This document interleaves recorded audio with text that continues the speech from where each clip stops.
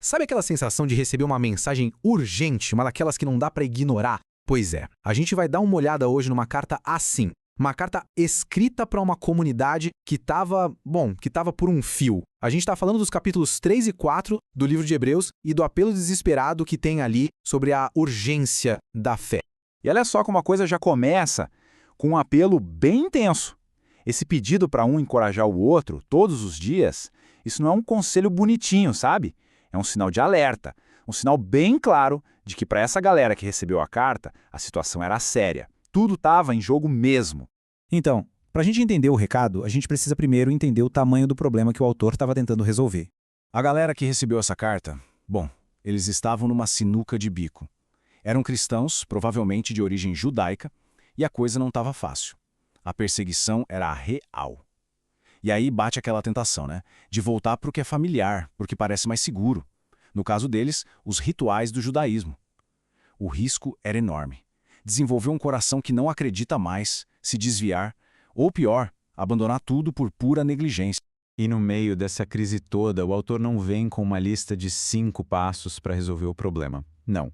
A solução que ele apresenta é uma ordem central, direta e muito poderosa.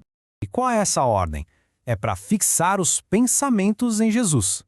Mas o interessante aqui é essa palavra, fixar os pensamentos, ou considerar.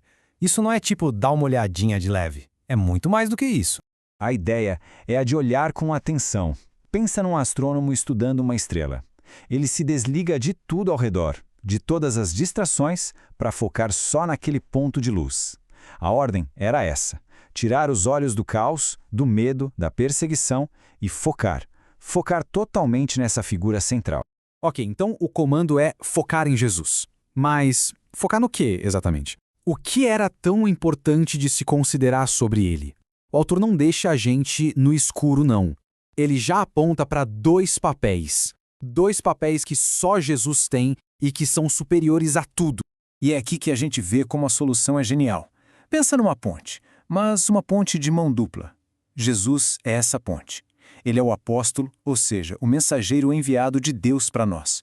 E, ao mesmo tempo, ele é o sumo sacerdote, o nosso representante perfeito diante de Deus.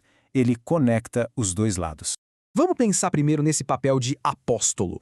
A palavra apóstolo em grego significa basicamente enviado. Jesus foi enviado pelo Pai para trazer a boa nova. E para aquela audiência de maioria judaica, a comparação com Moisés era, super impactante. Porque Moisés trouxe a lei, a palavra de Deus. Sim, mas em tábuas de pedra. Jesus, ele é a palavra de Deus em pessoa. A mensagem final, completa. Não tem mais nada depois dele. E do outro lado, como o sumo sacerdote, ele não é aquele sacerdote distante e intocável. Pelo contrário, ele entende a nossa fraqueza porque ele também foi humano. Ele viveu tudo isso. E ele ofereceu um único sacrifício, de uma vez por todas, que tornou todo aquele sistema antigo de ficar sacrificando animais ano após ano obsoleto. Acabou. Ele entende a nossa luta porque ele lutou também. E esse papel duplo de Jesus não é só uma ideia teológica bonita, sabe? É algo prático, porque é justamente isso que abre a porta para uma promessa fantástica. O autor vai argumentar o seguinte, olha, aquela promessa antiga de um descanso para o povo de Deus, ela nunca se cumpriu 100% lá no passado. E a boa notícia é que ela ainda está de pé. Ela ainda está disponível hoje. E que descanso é esse? Não é sobre um lugar físico, como a terra prometida que Josué conquistou com os israelitas. Aquele foi um descanso, digamos, incompleto, temporário. O descanso que Cristo oferece é outra coisa. É um descanso espiritual, final, eterno. É muito, muito maior. O texto até usa uma palavra grega bem específica para isso: sabatismos, um descanso de sábado. E o que isso quer dizer? Quer dizer parar completamente com as nossas próprias obras, o nosso esforço, e confiar inteiramente no que Deus já fez. É como Deus, que criou tudo, e no 7º dia descansou. Então olha que ideia poderosa. Entrar nesse descanso significa parar com aquela correria, aquela tentativa frenética de fazer por merecer.